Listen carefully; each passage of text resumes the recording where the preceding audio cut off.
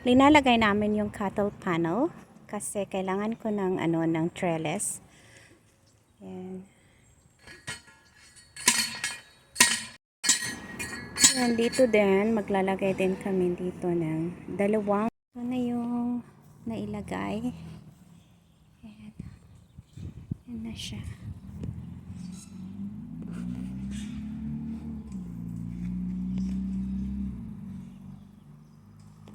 Ito yung cattle panel. Ayan. Cattle panel.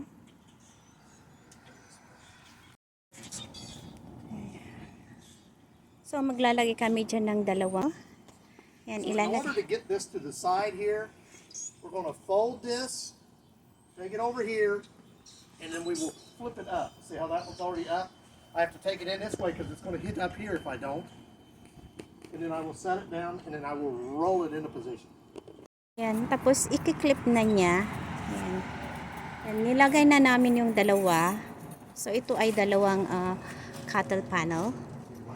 Yan. So, yan ang mga clips na gagamitin.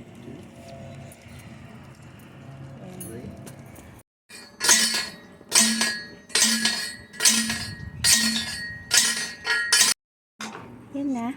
Kaya lang yung taas, medyo gano'n siya kasi nung hinila namin doon, hindi masyadong malaki yung door. Yan. And, yan siya.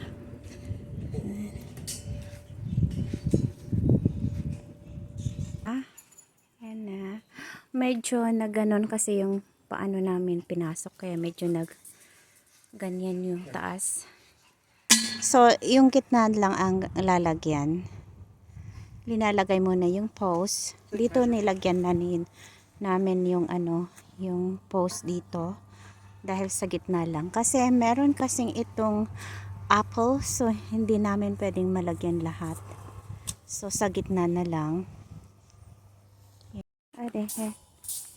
There. Ito yung cattle panel na. Ayan.